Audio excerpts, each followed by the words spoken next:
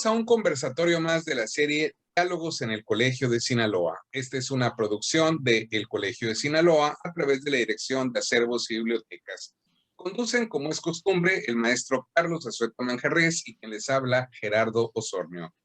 El día de hoy tenemos un tema muy delicioso y nos va a platicar sobre él alguien que conoce a fondo este tema tan sabroso. La maestra Delia Moraila Moya, quien nos va a comentar el patrimonio gastronómico de Sinaloa.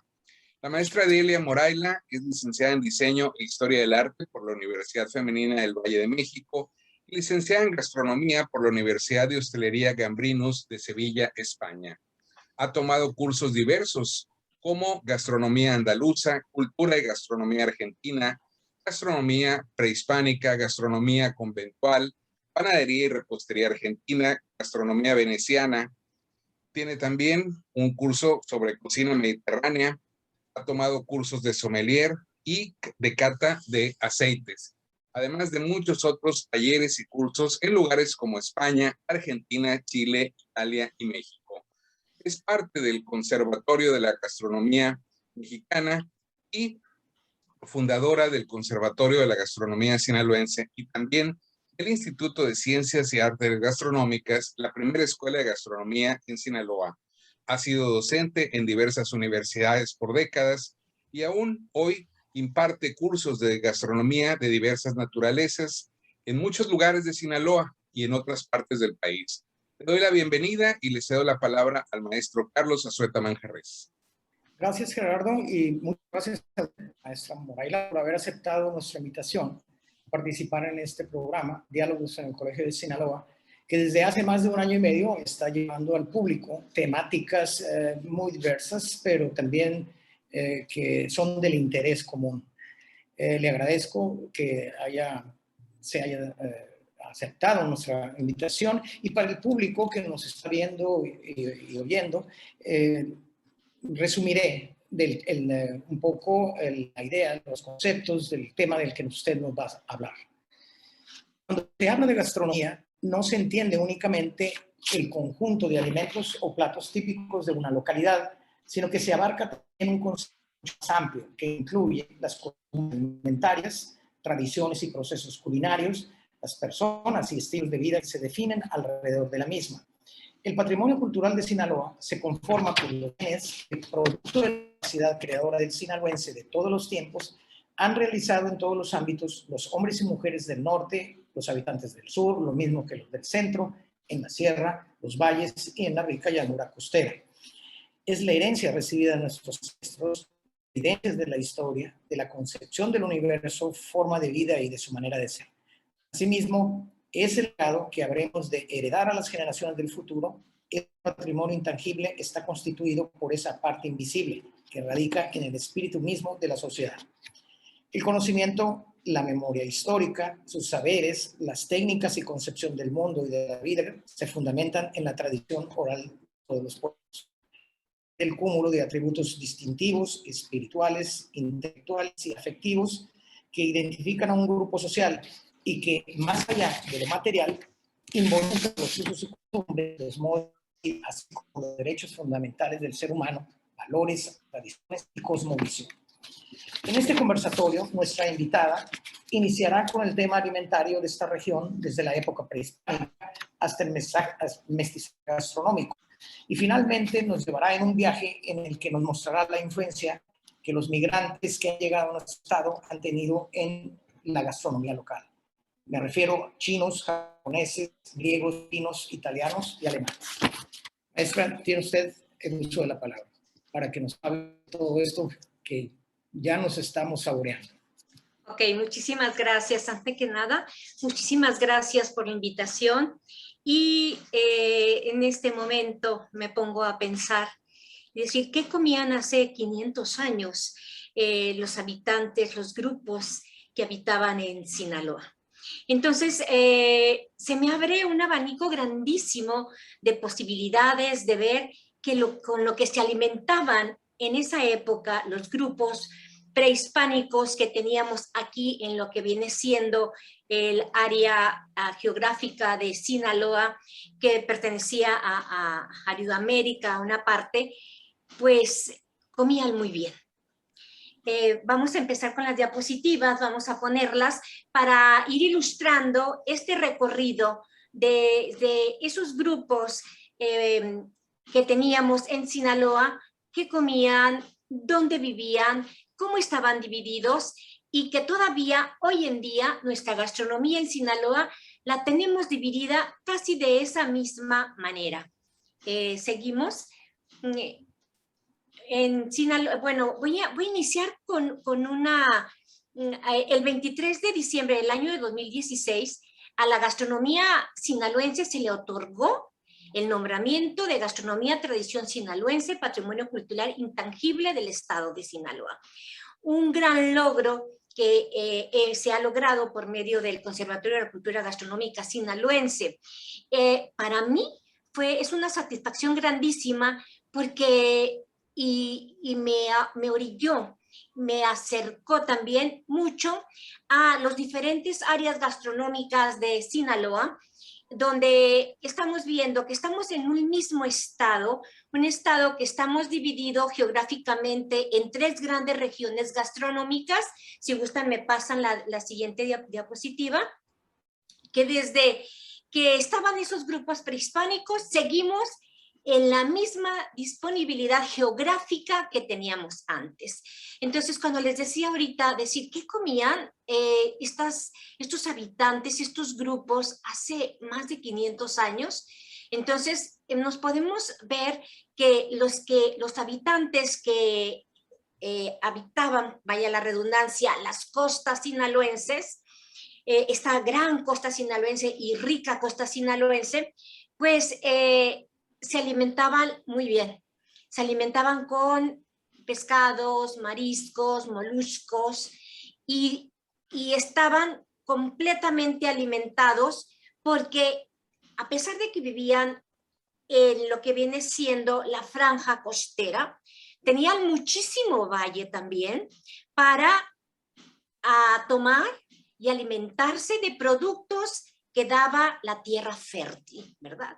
Entonces, entre todos estos alimentos, productos con los que se alimentaban antes estos grupos, los tenemos hoy, no los hemos perdido, los tenemos y tenemos nosotros que luchar muchísimo para preservarlos, para que esos productos no se pierdan.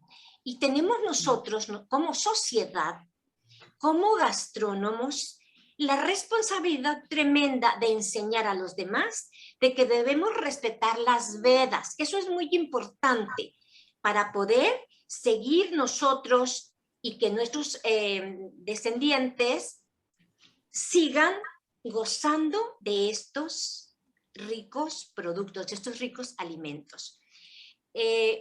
La que sigue, por favor. Bueno, aquí en Sinaloa, gastronómicamente hablando, estamos divididos en 3 grandes regiones, que a la vez estas regiones se subdividen. Y tenemos el norte, el centro y el sur. Pero en norte, centro y sur estamos divididos también por 3 subzonas que son la sierra, el valle y la costa. Si bien los productos varían de región gastronómica a región gastronómica, es poca la diferencia. Pero eso sí, de la manera de preparar los alimentos, la manera de presentar los alimentos es variada.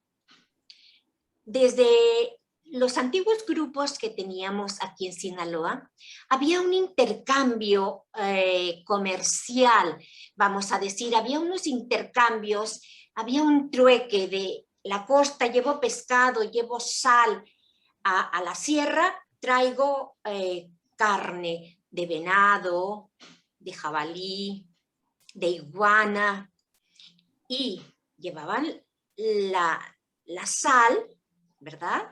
Llevaban el pescado y de ahí ese método de conservar el ingrediente, en este caso la proteína animal del venado, de los animales que ellos mataban para alimentarse, lo usaban secado al sol y a la salazón. De allí nace lo que viene siendo la carne seca, ¿verdad? Tanto de mamíferos como de pescados, y que se fue transformando en lo que hoy llega a nuestra mesa, en la carne machaca. Todavía la tenemos. Desgraciadamente, hoy en día ya no se hace martajada en piedra con piedra como la hacían antes, sino que ahora la meten en una máquina y sale polvo de carne. ¿No es así? Entonces, no, debemos nosotros de luchar como gastrónomos, de seguir esa tradición para disfrutar la textura y el sabor de esas carnes. Si bien hoy en día ya es carne de res, no es la carne de venado o la carne de iguana, pero tenemos que hacerla piedra con piedra. No llegamos a tanto, pero ¿qué pasa? Los gastrónomos, los que estamos encargados de la gastronomía, debemos de tener en nuestras cocinas, en nuestros talleres, en nuestros lugares de trabajo, una piedra, un metate y un molcajete. ¿Por qué? Porque esas herramientas nos van a ayudar a preservar los sabores y las texturas del cómo comían los antiguos habitantes de Sinaloa. Disfrutamos mucho de las cosas que tenemos, mucho las disfrutamos, pero si las presentáramos como tal, si guardáramos las técnicas como tal, las disfrutáramos más. ¿Seguimos? Bueno, aquí estamos viendo la costa, el valle y la sierra, y qué comían en cada parte, los pescados, los mariscos, los moluscos y la sal. En el valle, legumbres, hortalizas, cereales, frutos, ganadería. En la sierra, ganadería, frutos y cereales. ¿Seguimos? A la otra. Bueno, aquí tenemos ya más actualizado lo que viene siendo esas áreas gastronómicas. Y seguimos igual con la carne seca, a la salazón secada al sol, la machaca, ¿verdad? Amartajarla, machacarla, piedra con piedra, como les decía hace un momento, ¿verdad? Y sobre todo los pescados asados, como comían antes. Esas lisas que las ponían en unas varas, las ponían sobre las brasas y con el humo que despedía la brasa, se iban cocinando, se iban ahumando. Esta técnica se usaba muchísimo con los grupos habitantes del norte de Sinaloa que daban hacia la costa. Y mucho tiempo se siguió ofreciendo ese producto. Hoy en día, un recorrido que hice por el norte, por los lados de lo que viene siendo la costa, veo que ya no lo están haciendo. Se han retirado de esa práctica un poco. Si bien lo hacen en algunas familias, pero ya casi no lo hacen. ¿Por qué? Porque se van sobre pescas más grandes. Tenemos nosotros que recuperar esa lisa, sacar esa técnica, ponerla, porque el sabor es inigualable.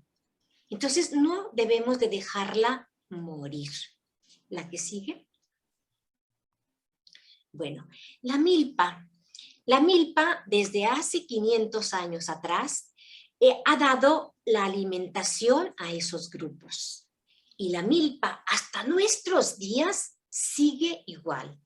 El maíz, el chile, la calabaza, el frijol, el tomate, los quelites, todo esto lo encuentro en una milpa, en este sistema de parcela sembrada, ¿verdad? Es un sistema agrícola que nos da todo. Y cada uno de los productos que nacen en la milpa tiene un porqué.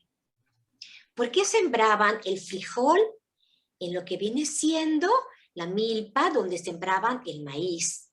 Porque de esa manera el frijol, que es trepador, no se iba sobre la tierra y se echaba a perder lo que viene siendo el producto, los ejotes y después la semilla, que es el frijol que conocemos. El frijol y la calabaza trepaban por la milpa, se daban en un ambiente sano completamente, pero aparte la fusión de estos ingredientes en la milpa aportaban recursos y nutrientes para el fortalecimiento del maíz en sí. Igual el chile y la calabaza. Y eso lo tenemos todavía. Ahorita estamos viviendo una época muy hermosa, donde hay mucha calabaza tierna de la Cehualca, ¿verdad? Esa calabacita buchoncita con la que hacemos el collage, que lo seguimos haciendo casi igual, pero ya veremos cómo fusionamos, cómo fusionamos otros ingredientes que nos llegaron y lo enriquecimos, sí lo enriquecimos y así lo estamos comiendo. Entonces, este sistema de la milpa está actual, la tenemos y tenemos que aprovecharlo. La flor de calabaza. La flor de calabaza, aquí en Sinaloa casi no la aprovechamos. Aprovechamos lo que viene siendo el fruto, la calabacita tierna que le decimos, ¿verdad? Para diferentes platillos. Pero la flor de calabaza no. Pues la flor de calabaza nosotros, en los grupos, aparte que practicaban la florifagia y la entomofagia, porque también comían insectos que se daban en la milpa y con ellos recibían proteína, que era el chapulín que se daba en las milpas, y la flor de calabaza les proporcionaba bastantes nutrientes y vitaminas. Entonces, hoy en día hemos perdido un poquito la costumbre aquí en Sinaloa de aprovechar la flor de calabaza. Si nosotros ahorita vamos a la orilla del Mercado Garmendia, donde están las vendedoras locales, las que están por fuera en lo que viene siendo los arcos, vamos a ver que tienen flor de calabaza. Hay que comprarla, hay que consumirla. Es muy fácil consumirla. Vamos a limpiarla quitándole los pistilos. Y les quitamos los pistilos. ¿Por qué quitamos los pistilos? Porque muchas veces llegan ahí los polinizadores, pueden haber estado en una flor que es tóxica o en un producto tóxico y polinizar en la flor de calabaza. Tenemos que retirar el pistilo y podemos hacer una sopa de flor de calabaza, podemos hacer en las quesadillas, poner la flor así completamente a que se cosa al vapor junto con el queso que va en una quesadilla, y da un sabor riquísimo. De esa manera, nosotros estamos ayudando a esa cadena de valor de los insumos gastronómicos locales que tenemos y nos estamos nutriendo. ¿El que sigue? Yo desde hace, maestra, algunos años, 3 o 4 años, he estado comprando la flor de calabaza en el mercado Garmendia y sí me he dado cuenta de que hay un gusto cada vez mayor por, o sea, más consumidores que la buscan año con año. Eso es la oferta también, he visto que ha ido creciendo. Sí. Y sin lugar a dudas, yo he podido comprobar lo que nos decía muy al principio. La carne machaca, amortajada así y no metida en una licuadora, ¿no? Ajá.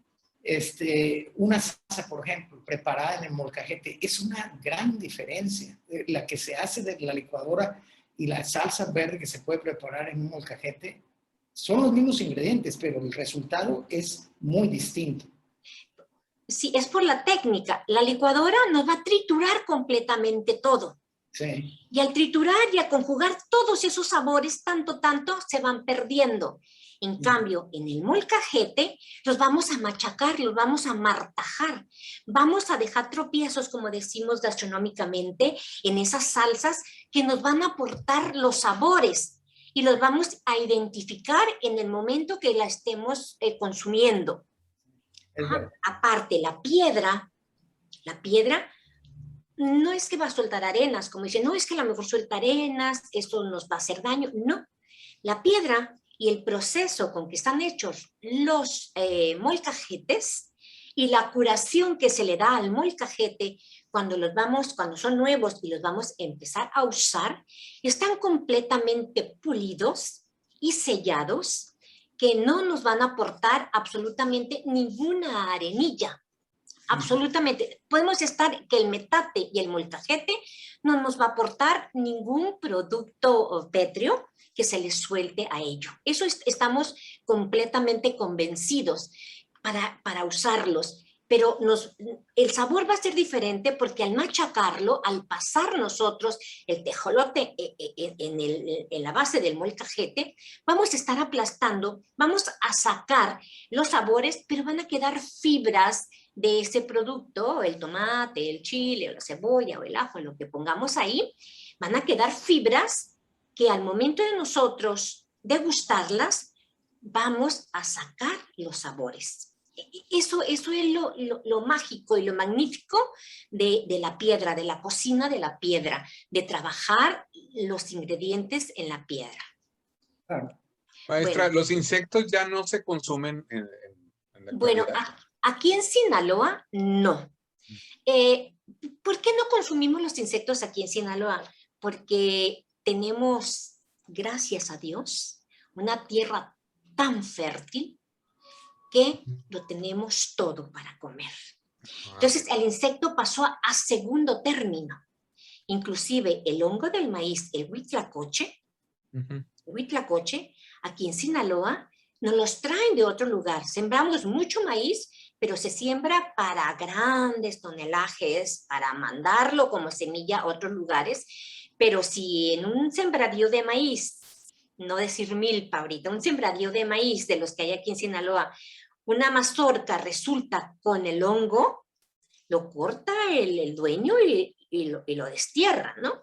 Porque no quiere que se le eche a perder su maíz. En cambio, en el centro y sur, hay lugares, hay milpas especiales donde siembran el hongo en la mazorca por medio de la humedad para que todos los elotes y la producción que de esa milpa tenga el hongo del huitlacoche.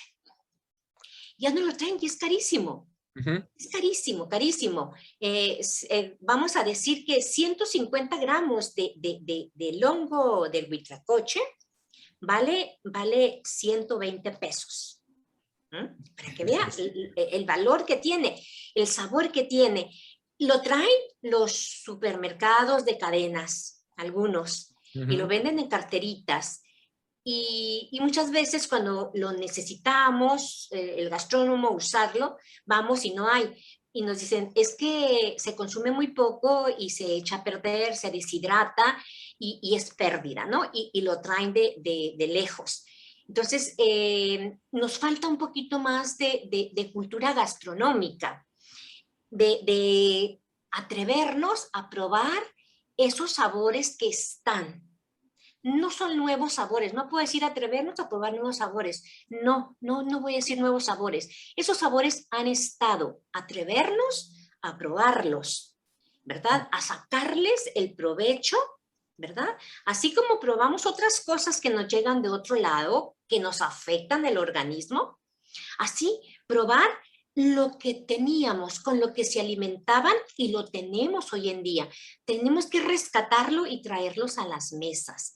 Voy a hablar ahorita un poco de los quelites. Adelante. El quelite. Aquí en Sinaloa, vamos a decir, el consumo de quelites es temporal.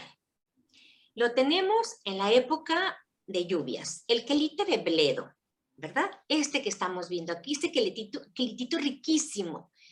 Y sí lo consumimos, pero en una encuesta que hice, se consume de las personas casi de 30, 40 años para arriba. Los niños ya no lo quieren comer, pero porque las mamás no se los ponen en la mesa. La verdolaga es la que tenemos más presente todo el año aquí en Sinaloa porque todo el tiempo hay agua en la orilla de los canales, en la verdolaga. La consumimos un poco más.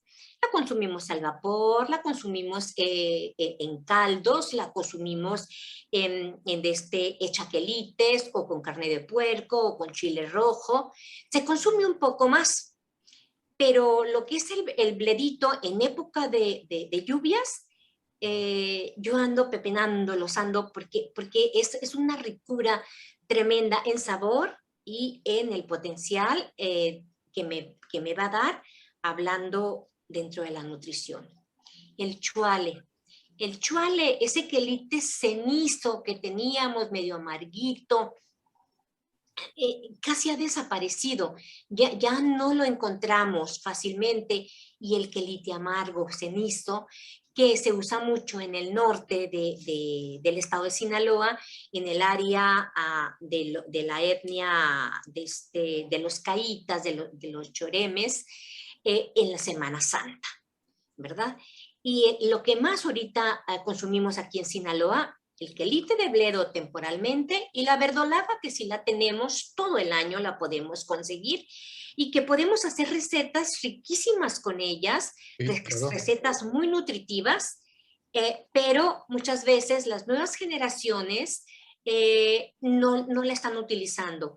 Entonces, tenemos que nosotros llegar a esos hogares de esas madres jóvenes que sí que sé que todas trabajan, pero tienen ellas también días a la semana que tienen descansos. En esos días de descansos, ir al mercado a proveerse de estos ingredientes tan ricos que tenemos y ponerlo en la mesa para su familia. Eso es indispensable para que nosotros rescatemos y que nuestro patrimonio gastronómico que tenemos no muera, no se pierda. Voy a hablar aquí un poco de la pitaya. Nosotros, por medio del Conservatorio de la Cultura Gastronómica Sinaloense, pusimos en valor, vamos a decir, regresamos en valor a la pitaya, porque se estaba olvidando un poco. Las comunidades donde hay paninos de pitaya, que son muchas aquí en Sinaloa, nos decían, es que cortamos la pitaya, nos dura 24 horas, tenemos que tirarla, porque si no se consume, se fermenta y la tiramos. Entonces hicimos una labor grandísima en esas comunidades. Nos dimos a una fiesta de la pitaya como antes lo había. La pitaya siempre en Sinaloa ha sido un fruto vamos a decir, mítico y místico para los grupos, porque de ellos sacaban mucho alimento, y aparte hacían grandes fiestas cuando ese mes, porque la pitaya dura muy poco, dura un mes nada más, cuando estaba ese producto. Ya el licenciado Alanís tiene investigaciones muy buenas sobre las fiestas de las pitayas, y nosotros de ahí retomamos eso. Pues se llegó a hacer un recetario con 130 recetas hechas con pitaya, desde platillos salados a platillos y alta repostería gourmet. Entonces, las comunidades las visitamos nosotros, enseñando a las señoras a que preparen la pitaya para que tengan en ese mes que hay pitayas, tengan una entrada económica, ¿verdad? Buena, pero también para cuando hay mucha producción de pitaya, la sepan ellas procesarla, guardarla y tenerla todo el año. En algunas comunidades esto dio fruto, y lo estuvimos viendo, que cuando iniciamos nosotros las visitas a las comunidades, la cubeta de pitayas que vemos allí nos costaban 80 pesos. Y así fue subiendo. Ahorita una cubeta de pitayas vale 600 pesos, la temporada que acaba de pasar. Esto quiere decir que ha surgido efecto, ha sido positivo en la intervención que hemos tenido en las comunidades, y hemos hecho que se consuma más la pitaya. Le hemos dado ese valor a este fruto, a la pitaya. Por ejemplo, en San José del Llano, Badiraguato, se hizo una cooperativa de mujeres donde por medio de unos ingenieros metieron un programa y hicieron una fábrica artesanal. les dimos a ellos los cursos como hacer mermeladas, salsas, panes, el cómo congelarlas al alto vacío, qué proceso les iban a dar. Y ahorita ese grupo, de esa comunidad, que la marca o con lo que venden su producto se llama Sajoya, porque primero le habían puesto Golden, Pitaya Golden, algo así, entonces después, pues no, le pusieron Sajoya, que son las iniciales, ¿no? San José del Llano, Sajoya. Este producto ya va hasta los Estados Unidos y todo el año ellas están procesando pitaya. Inclusive, si un restaurantero tiene en su menú la pitaya, ya sea en postre, en algún helado, en alguna salsa o alguna bebida, todo el año él puede tener este menú, sostener el menú, porque en esa comunidad le van a estar surtiendo de pitaya, que la tienen al alto vacío en congelación, y la pitaya dura perfectamente un año, ¿verdad? De vida, sin perder sabor, sin perder color. No vamos a decir olor, porque la pitaya en sí, el fruto de la pitaya no tiene un olor característico, que tú la huelas y digas, esto es pitaya, pero tiene color y tiene sabor. Nos vamos al maíz. El maíz, así, ¿perdón? Sí, estaba pensando incluso que la pitaya podría también tener un uso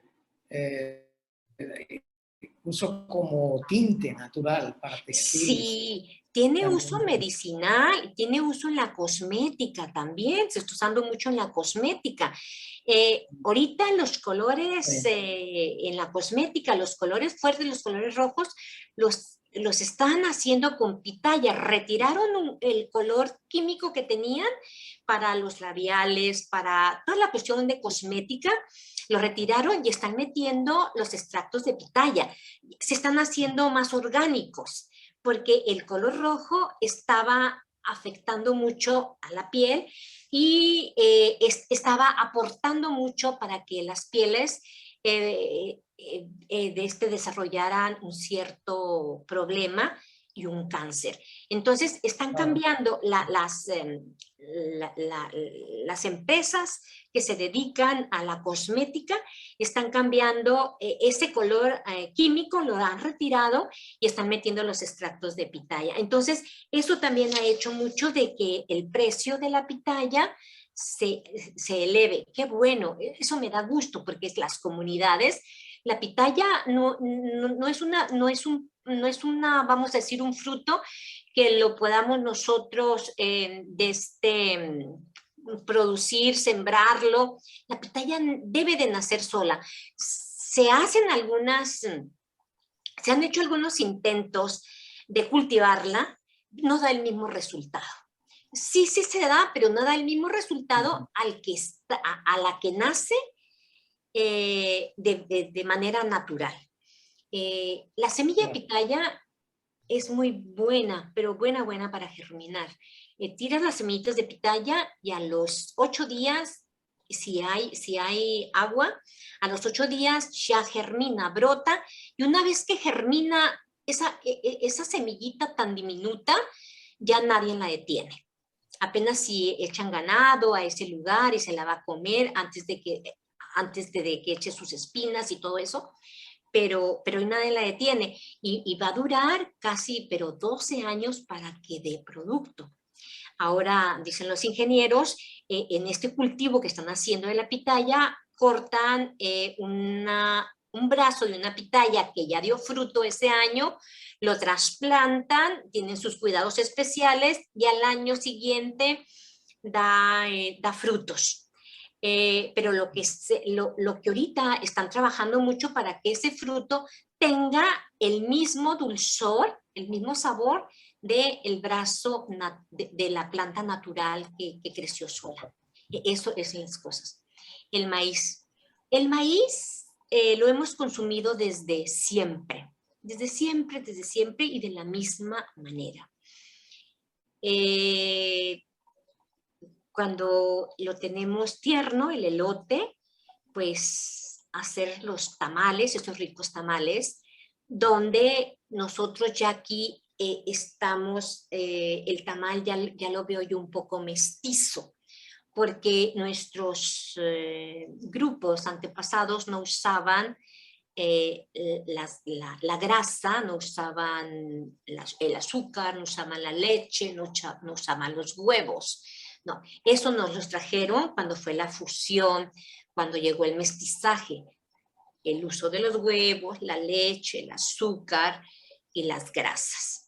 Entonces, este tamal de elote, tal y como lo comemos hoy en día, está enriquecido con el mestizaje, porque ya le pusieron la grasa, que va a ser la mantequilla, y le pusieron, cuando está el elote muy duro, le ponen leche. Entonces ya va saliendo, lo ayudan a que salga. Y cuando está el elote tierno, pues no necesita nada. Simplemente que lo muelas, le pongas tantita sal o tantita azúcar y haces los tamalitos riquísimos.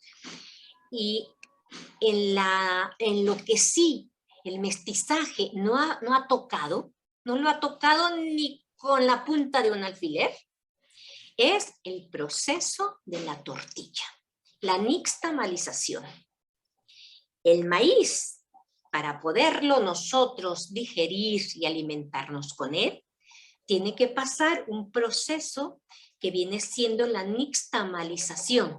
Si nosotros consumimos el maíz sin nixtamalizar, nos vamos a enfermar, nos va a dar la pelagra, nos va a hacer falta esa enzima, ese aminoácido que le brota al maíz cuando pasamos la nixtamalización. O si yo me tomo un granito de maíz sin nixtamalizar, va a salir igualito el negrito, el granito de maíz.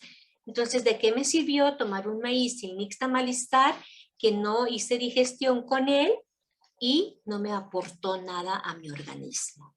Entonces, para poder que el maíz aporte los nutrientes que tiene, tenemos que nixtamalizarlo.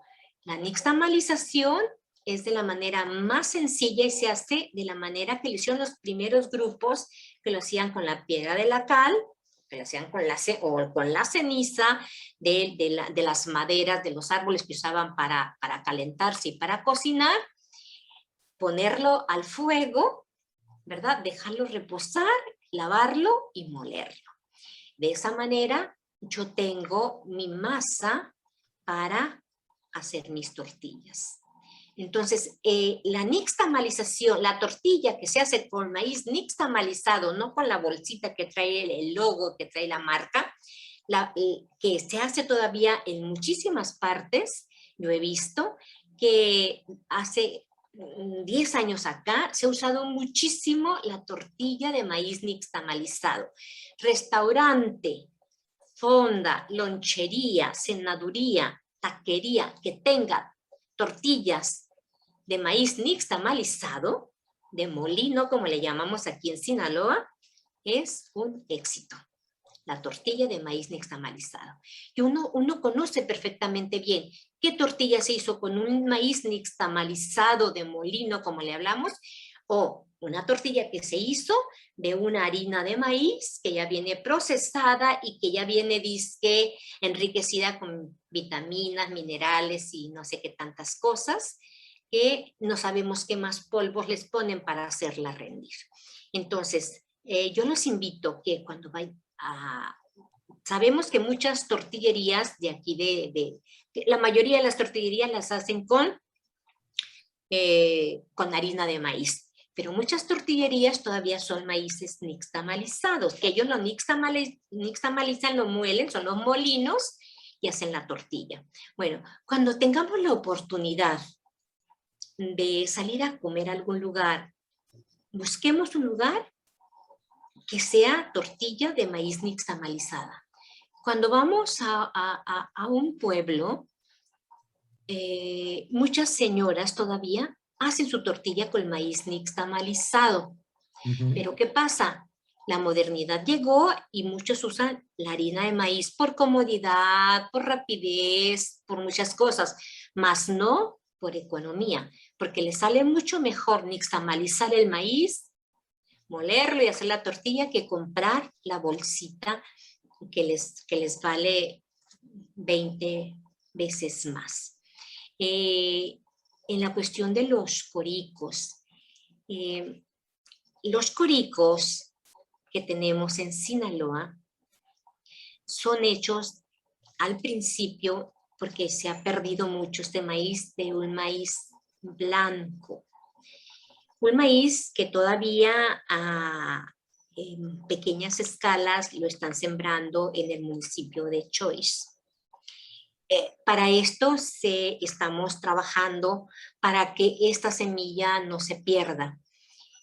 Ya mucho corico que comemos acá en Sinaloa pues está hecho con la harina de maíz que estábamos hablando anteriormente, la que viene en bolsita.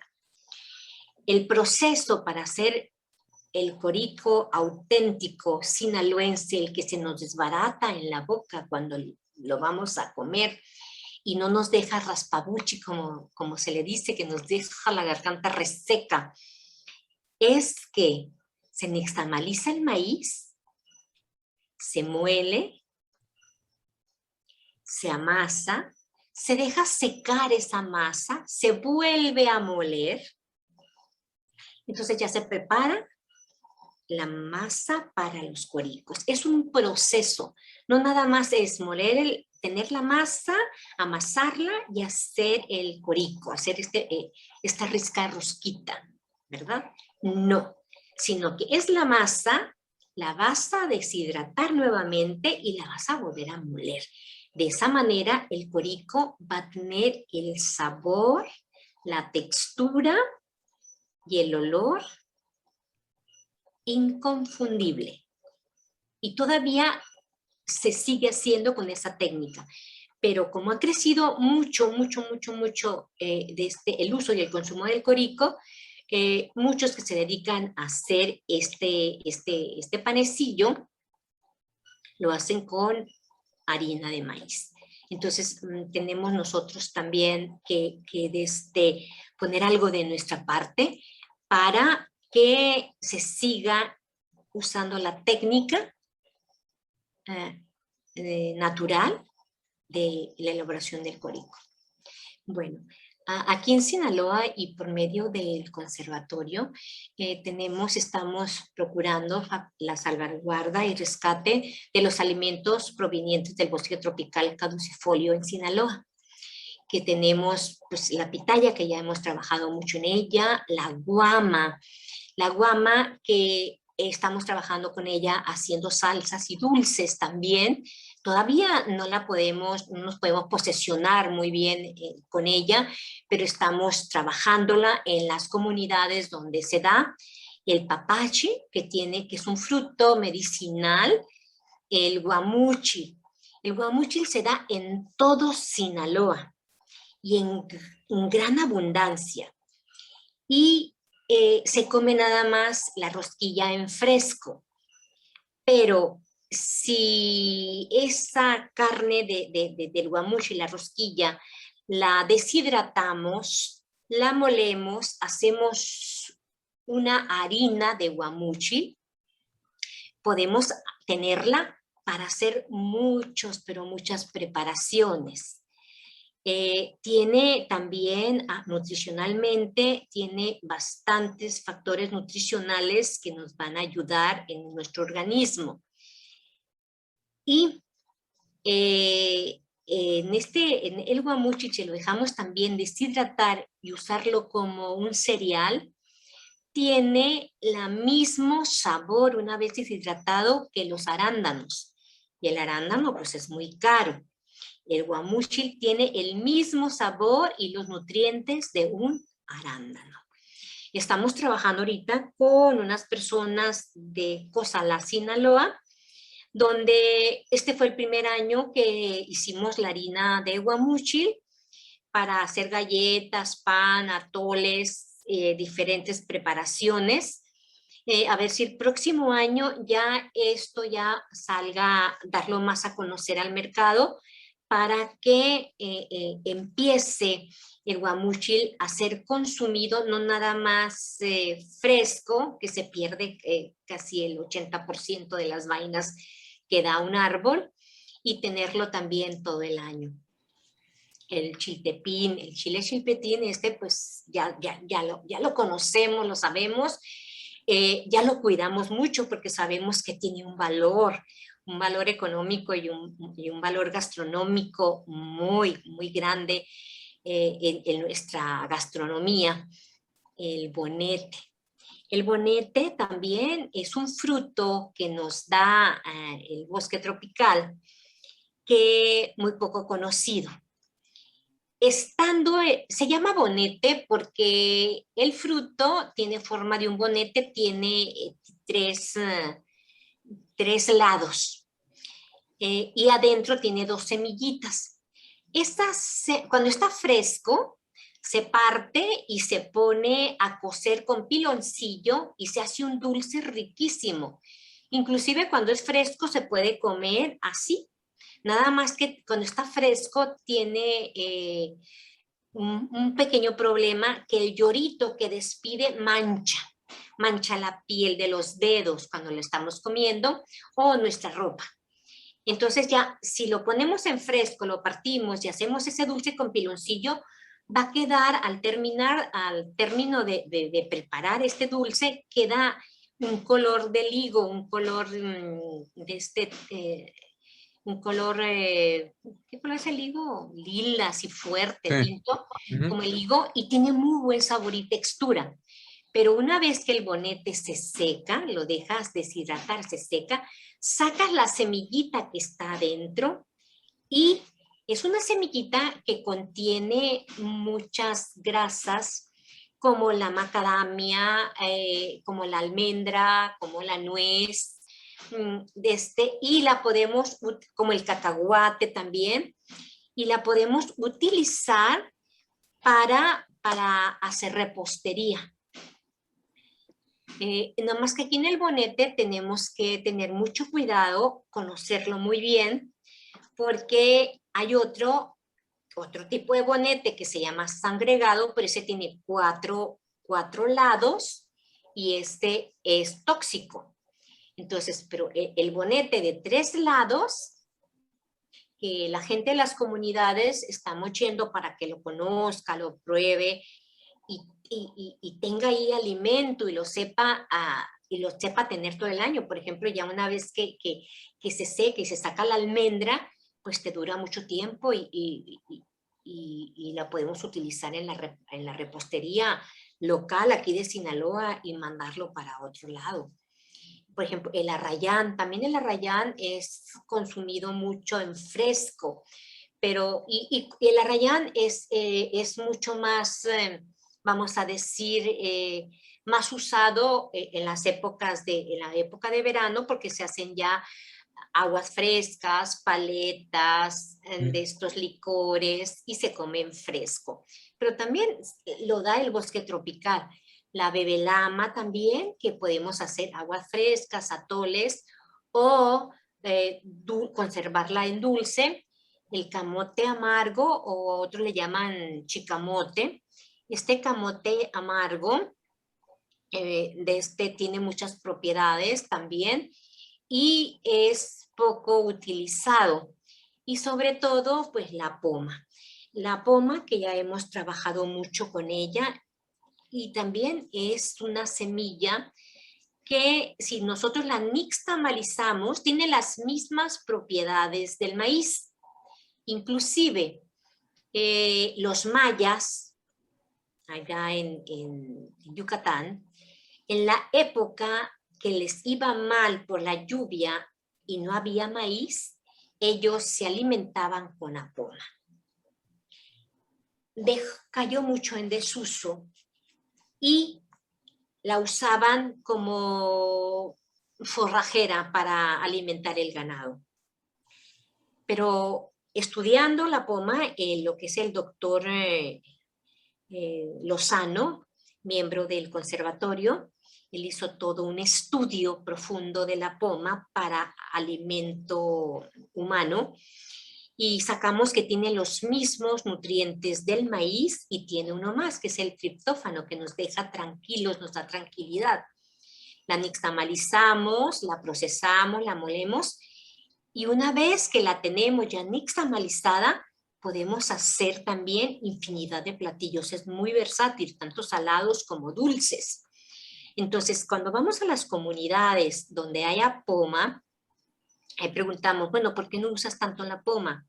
Dice, es que la poma nos recuerda mucho las épocas de pobreza. ¿Por qué las épocas de pobreza? No, eso porque cuando no teníamos nada que comer, pues comíamos pura poma y por eso no la comemos. Wow, le digo, entonces es una maravilla. Entonces es sinónimo de riqueza, no de pobreza. Si cuando no hay nada que comer, la poma te da alimento, óyeme, ¿por qué la estás desperdiciando? Ahora pues ya porque ya te llegan otras sopitas en vaso allá a la comunidad. Síguela aprovechando, procésala, haz algo con ella, no debemos dejar que se pierdan. Con todo esto que estamos viendo en la pantalla, todo esto que tenemos aquí se alimentaban nuestros antepasados. Todo esto y lo tenemos. Ahora nos toca a nosotros ponerlo, sacarlo de ahí, ponerlo en la mesa. Saber que tenemos una alimentación 100% orgánica que nos está dando la madre naturaleza y que nos identifica como sinaloenses también. De hecho, el doctor Lozano, maestra, disculpe que la interrupción, Sí. la poma, pues también hace hasta café. Me ha tocado Sí. probarlo y no desmerece nada, ¿no? La verdad. No, muy rico y no tiene cafeína. Así es. Sí. La poma es muy versátil. Tenemos también un recetario de apoma grandísimo y hemos hecho muchísimos platillos. Cuando hemos ido a los congresos internacionales y nacionales aquí, llevamos el producto hecho.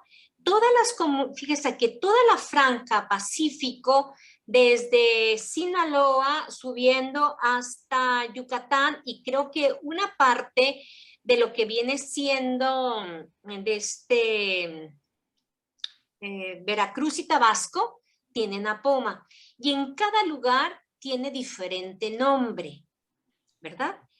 Y donde ahorita están sacando mayor provecho es en el área de Yucatán, en el área maya, están mandando la semilla a Estados Unidos, allá la procesan y sacan la harina de apoma y la venden carísima. Allá le llaman Maya Nut. Maya Nut. Cuando ustedes vean una harina que diga Maya Nut, es la apoma.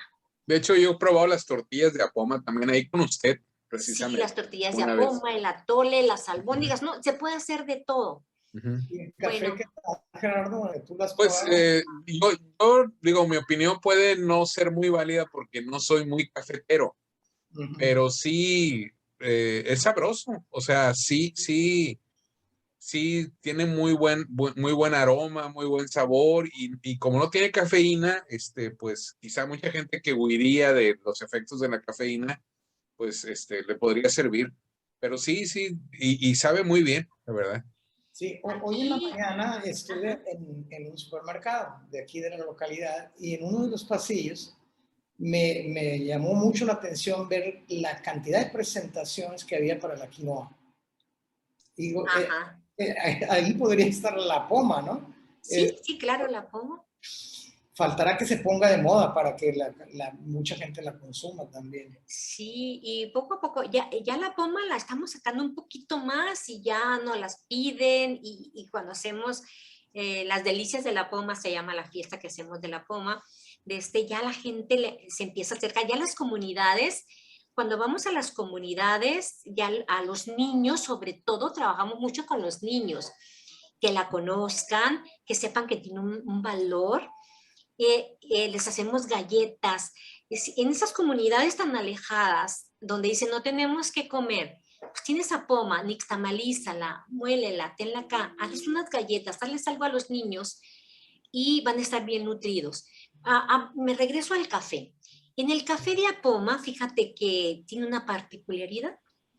Es el único café donde te puedes comer los asientos. Ah, sí, sí, ¿Verdad cierto. que los asientos del café no nos los podemos comer? Pues de la poma sí nos podemos comer los asientos del café. Riquísimos. ¿Mm? Riquísimos. Entonces, es cuestión de atreverme a probar. Es cuestión de, de abrir un poquito más nuestra mente, nuestra disponibilidad, de dejarnos ya de usar algunas marcas que me llegaron porque nomás he hecho agua caliente y ya está lista. Y de esa manera vamos a estar mejor nutridos y vamos también a aportar económicamente a nuestro hogar beneficios. Eso es muy Ah, importante. de esas ya no va a haber, maestra. Así es que, mejor platíquenos de lo que estamos viendo, porque yo estoy seguro que mucha gente ya se le antojó lo que estamos viendo aquí en Bueno, los cuadros. vamos a irnos a la zona sur y vamos a ver el Tixtihuil. De los platillos prehispánicos que todavía nos quedan y se siguen haciendo igual, está este platillo, el Tixtihuil.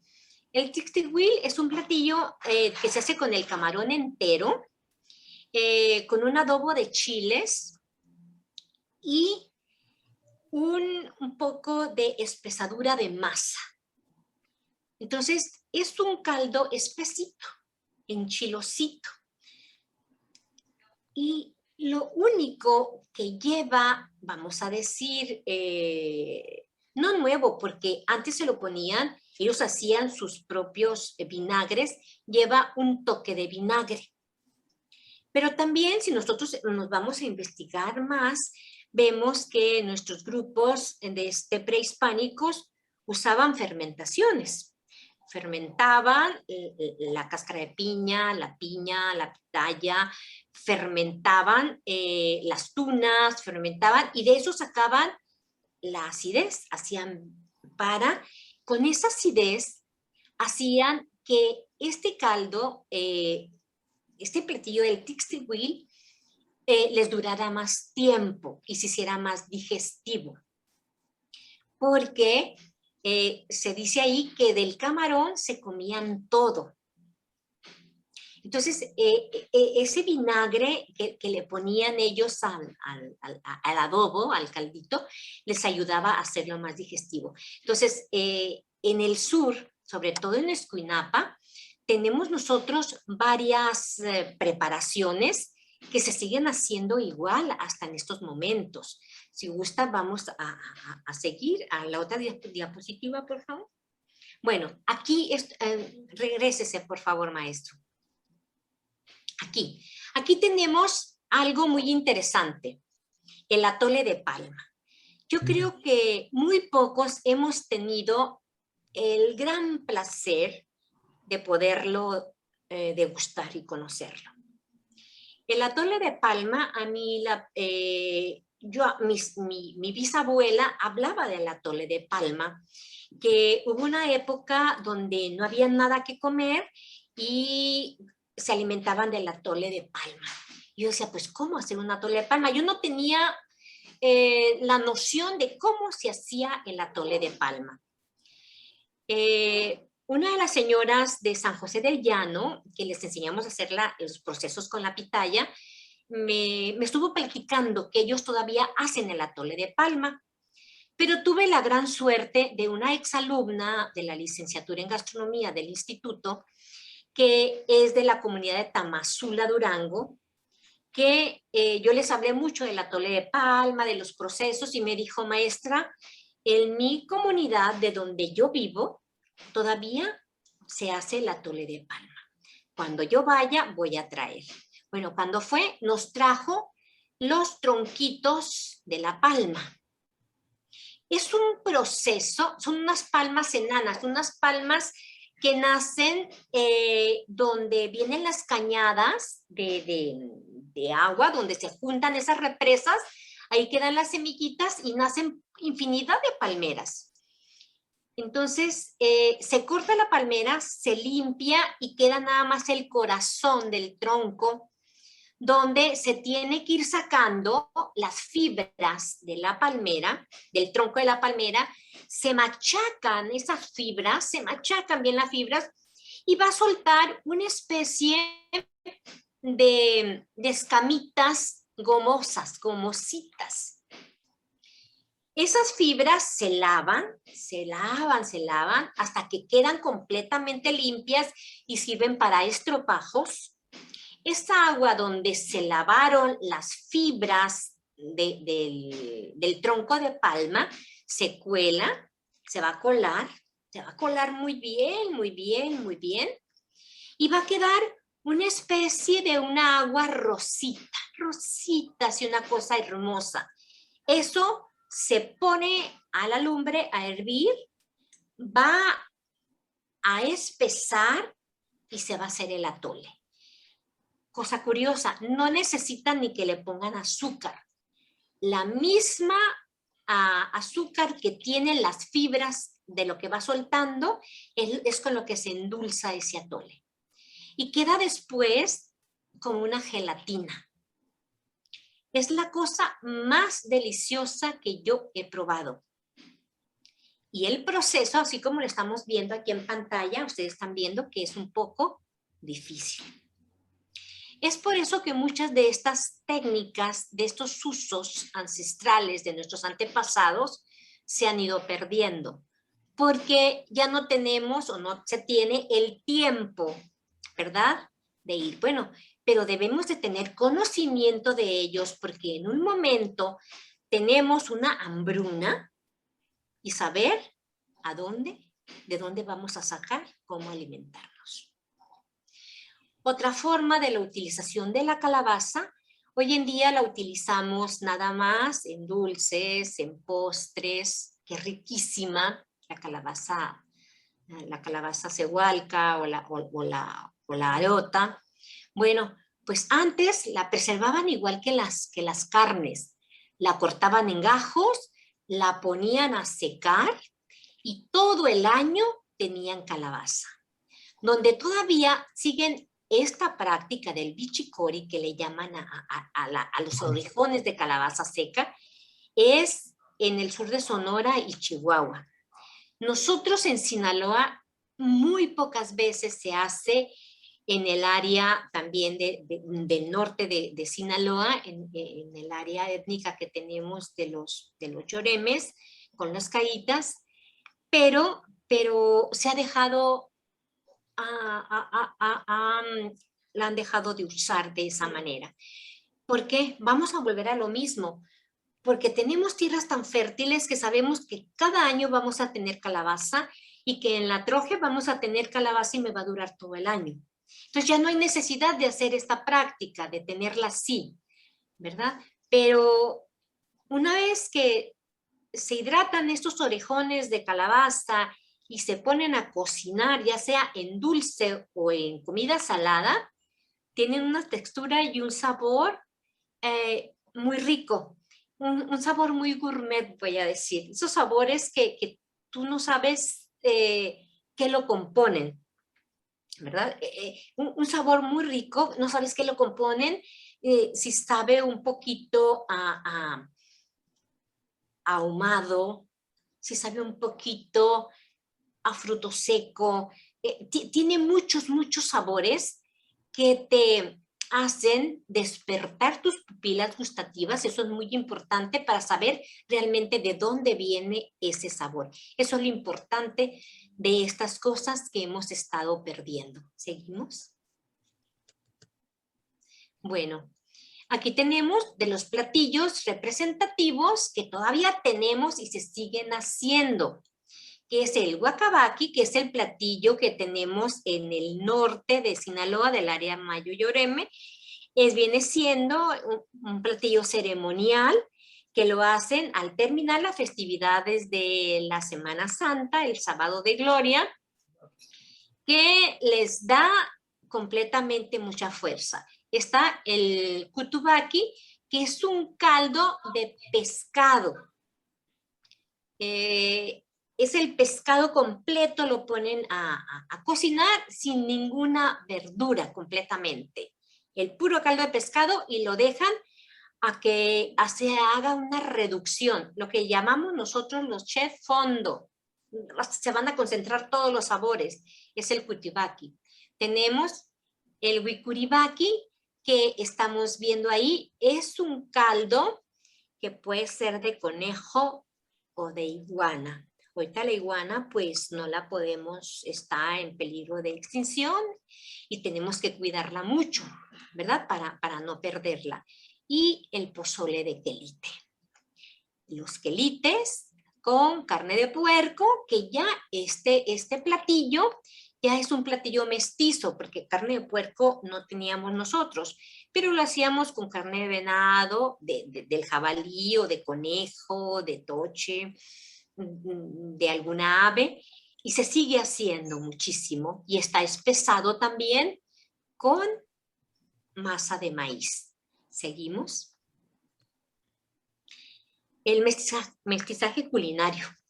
Aquí en el mestizaje culinario, pues nos llegaron la canela, el clavo, la cebolla, el ajo, y en nuestra salsa mexicana, que no debe de faltar, la cebolla, el ajo, el orégano, que hicieron un mestizaje, una fusión o un maridaje, no sé cómo decirle, excepcional en nuestra salsa mexicana. Nosotros no podemos concebir una salsa sin la cebolla, sin poner un poquito de ajo, un poquito de orégano, y pensamos, muchas generaciones ya piensan que así como el tomate es mesoamericano, es nuestro, también la cebolla y el ajo. Entonces, aquí ya estamos hablando del mestizaje culinario, tanto en los ingredientes como en los instrumentos para trabajar. Sí, tenemos el metate, el molcajete, las ollas de barro, ¿verdad? Pero junto con eso nos llegaron otras herramientas que nos fueron facilitando un poquito más la ardua tarea de cocinar. Muchos piensan que cocinar es fácil. Es fácil para quien le gusta, pero es una tarea muy pesada. Sí, claro. Muy pesada. Pero para quien le gusta es un placer. Es una acción creadora, creativa. Un cocinero es un artista, está creando de los ingredientes que tiene. Aquí estamos viendo puros ingredientes, los transforma y los hace un alimento, conjuga los sabores, pero sobre todo te está alimentando, te está nutriendo. ¿Pasamos? De los platillos mestizos que nos identifican en Sinaloa, tenemos los chicharrones, el chorizo, el chilorio, pues aquí la gallina pinta, que es el grano de frijol con maíz que nos identifica tanto, porque ya la gallina pinta no la hacemos en agua y sal como la hacíamos antes. Ahora le ponemos hueso, le ponemos especias, porque le subimos el sabor, o sea, estamos enriqueciendo los sabores. Eso es válido, enriquecer los sabores, sacar los sabores, pero lo que no es válido es alejarnos de nuestras raíces, alejarnos de nuestra tradición, alejarnos de nuestros productos. Siempre los tenemos que tener presentes, enriquecerlos sí, presentes siempre. Y muchas veces puede enriquecer un producto nuestro, también lo podemos echar a perder. Claro. ¿Seguimos? Aquí están las personas haciendo esas bandejas tan grandes del guacabaquio y la cazuela sinaloense, que es un platillo mestizo también. Pues ya tiene zanahoria, tiene cilantro, tiene todas esas cosas. Y el guacabaquio hoy en día también ya se hizo un platillo mestizo. Antes era la carne de venado, era el maíz, y ahora ya le ponen garbanzos, zanahoria, cebolla, o sea, ya todo es mestizo. Son muy poquitos los platillos que tenemos 100% auténticos. Los podemos hacer porque tenemos el ingrediente, pero ya en la fusión de sabores nos va a hacer falta, ¿verdad? Seguimos. Tenemos aquí los tamales. Nuestro tamal de Sinaloa, el tamal de puerco, como le llamamos, es único en México, al que le ponemos en las tiritas de vegetales adentro en crudo para que se cosan al vapor. Eso es lo rico del tamal. Y en el área del sur de Sinaloa tenemos los tamales barbones de camarón, que nos identifican muchísimo, y los nixcocos, o los tamales de palo colorado. Estos tamales, los nixcocos, no se hacen con maíz nixtamalizado, se hacen con maíz cocido con ceniza. Va a durar 5 horas el maíz cociéndose con ceniza, después lo van a moler para hacer los nixcocos. Estos no están rellenos absolutamente de nada, son tamalitos salados de maíz martajado. El maíz no está molido 100%. Lo que tienen están cocidos con el palo de Brasil. Los va a hacer rojos.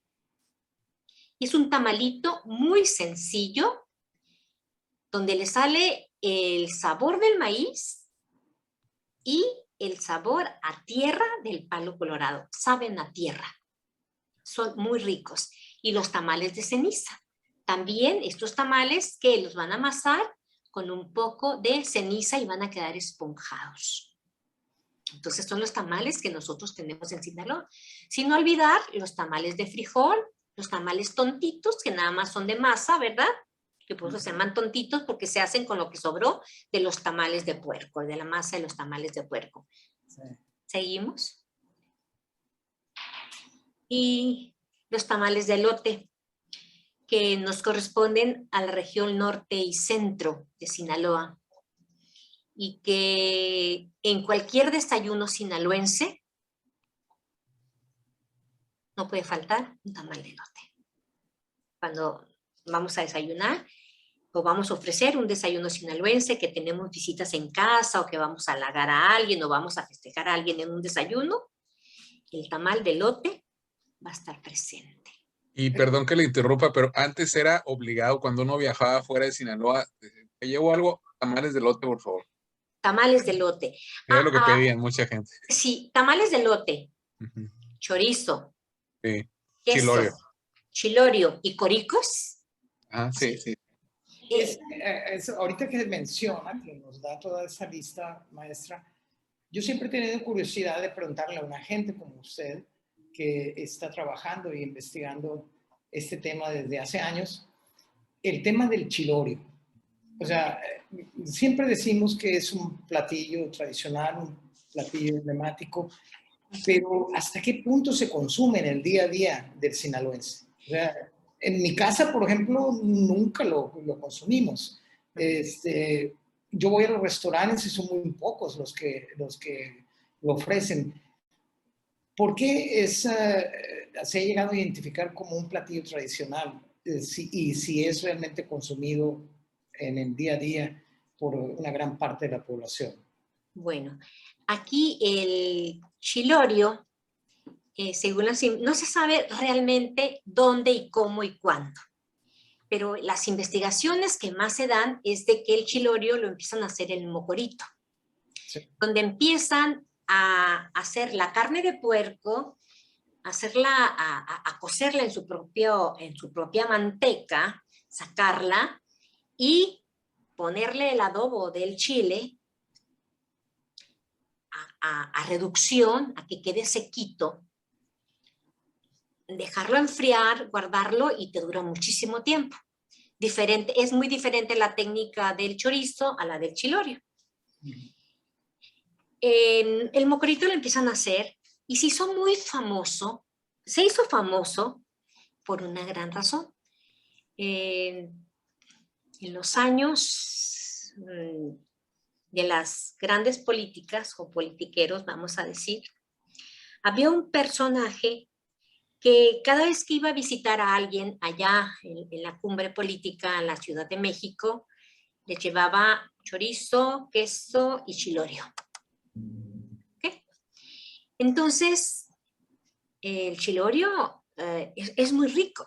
Sí, sí, es un producto que... Nada más lo calientas, haces un taquito y ya no tienes que guisarlo. Sí, sí.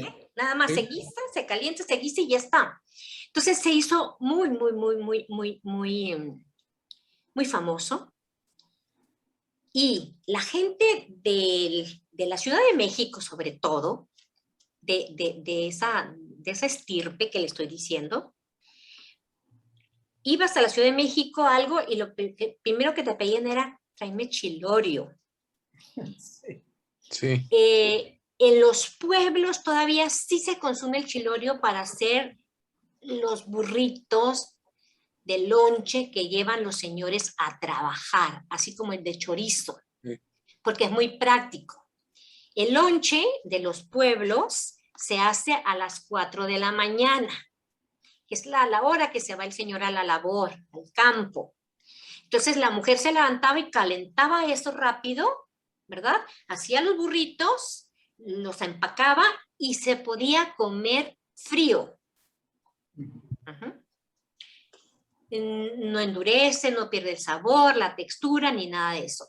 Bueno, hoy en día, en estos momentos, está muy de moda los restaurantes que te ofrecen desayunos tradicionales. Y en la carta está ahí el chilorio con tamal de elote, chorizo con tamal de elote. O sea, el chilorio empieza. Pero en las casas, como usted dice, era poco consumido. Sí, claro. Poco consumido. Y se empezó a darle esa vamos a decir, hacerse notar, hacerse famoso por esta persona, que era la llave que le abría las puertas con los políticos en la Ciudad de México. Queso de mocorito, chilorio y chorizo. Ahora sí se consume bastante, por lo Ahora menos sí se consume más.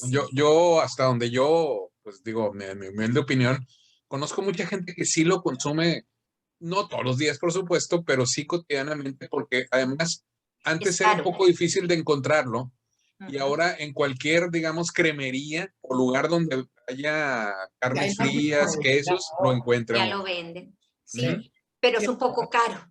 Sí, es es Tal vez caro. por eso, sí es caro. Tal Pero vez por fíjense eso. que sigue siendo muy socorrido entre la gente de la Ciudad de México que desconoce Sinaloa. Hace Sí. poco tengo un muy buen amigo de aquí de Sinaloa, Ricardo Rendón. Él es chef de mariscos, tiene un pequeño restaurante en la Ciudad de México, pero también es diseñador gráfico. Él estuvo trabajando un tiempo haciendo una revista que hace una conductora de radio y televisión que es muy famosa, que se llama Marta de Baile. Ah, sí. Sí, Él era su diseñador gráfico en un proyecto que ella tenía de revista, o tiene.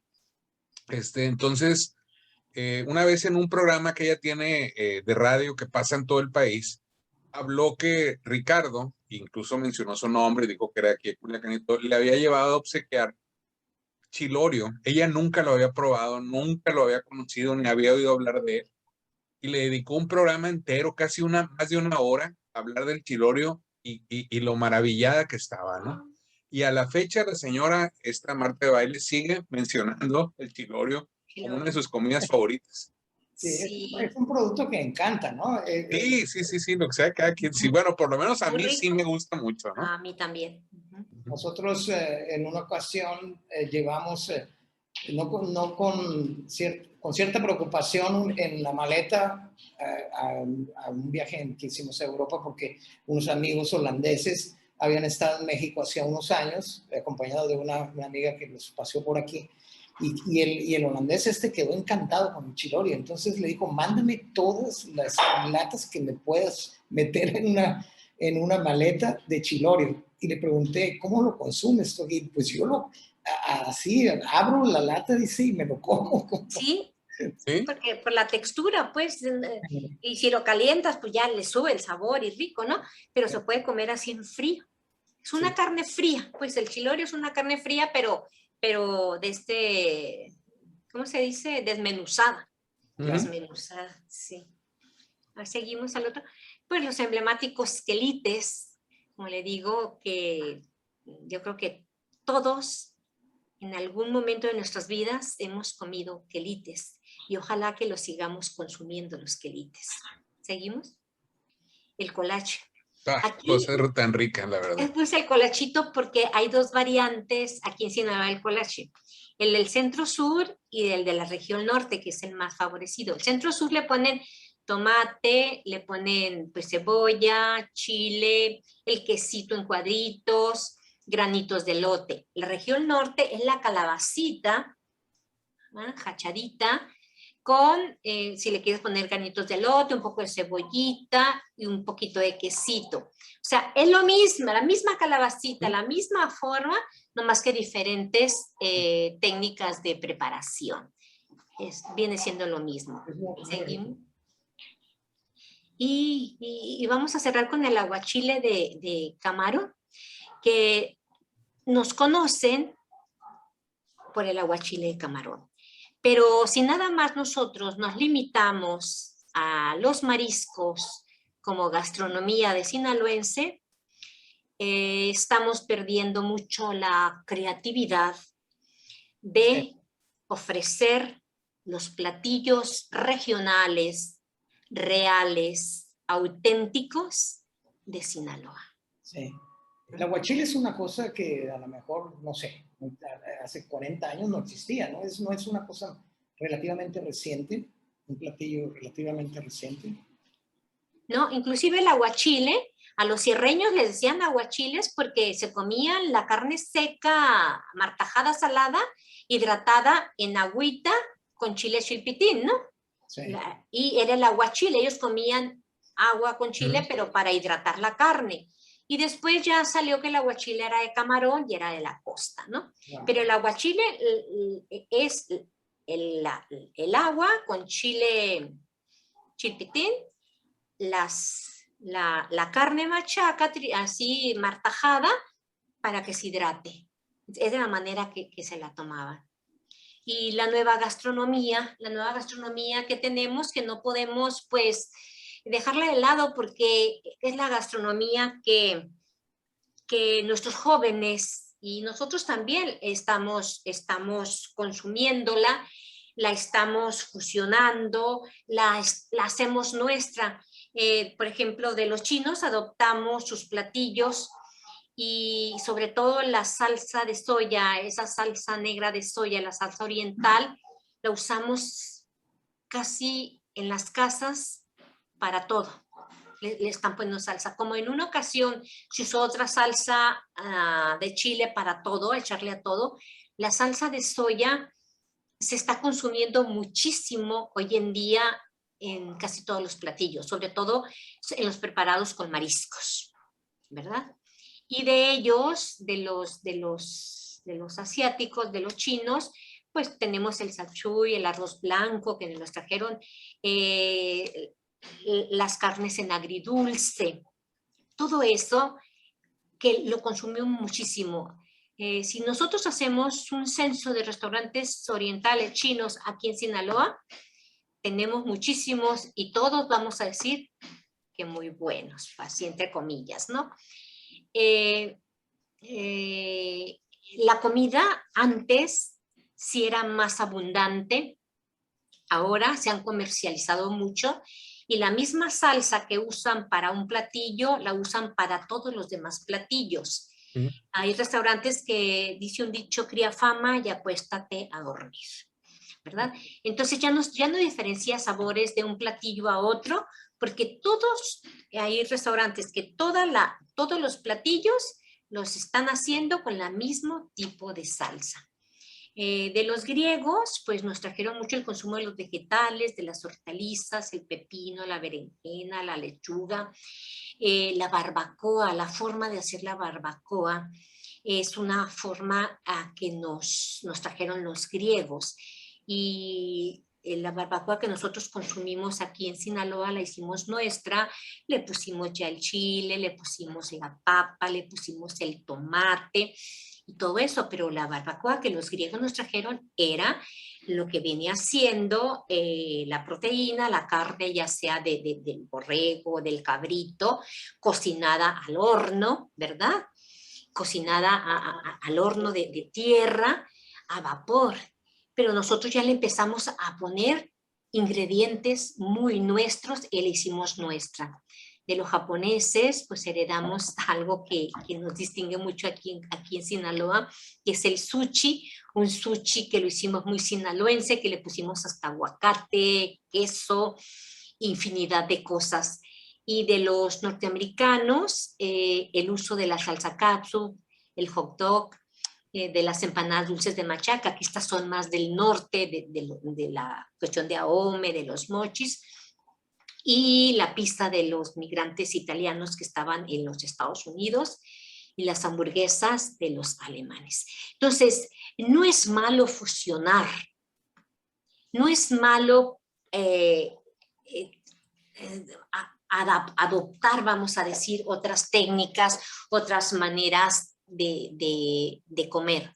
Lo malo es olvidarnos de lo que tenemos, ¿verdad? Y darle la espalda a una gastronomía rica, variada y nutritiva.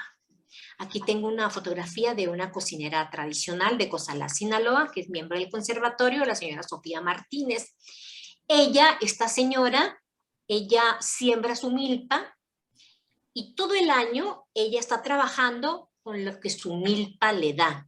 Desde la calabaza para hacer la pasta de calabaza para las empanadas, el maíz para hacer las tortillas y los tamales, las hojas de maíz para los tamales, engorda puercos ella para tener la carne para los tamales y ella desde preparar la tierra, sembrar, desherbar, recolectar y poner a procesar todo lo que ella va a utilizar en ese año para trabajar. Y ella también, aparte que hace todo eso, tiene una panadería artesanal ahí en Cozalá. Entonces, es una señora que en el año 2018, en un congreso de las mujeres juezas de México, le dieron un premio de la mujer empoderada y lo recibió de manos de Rigoberta Menchú.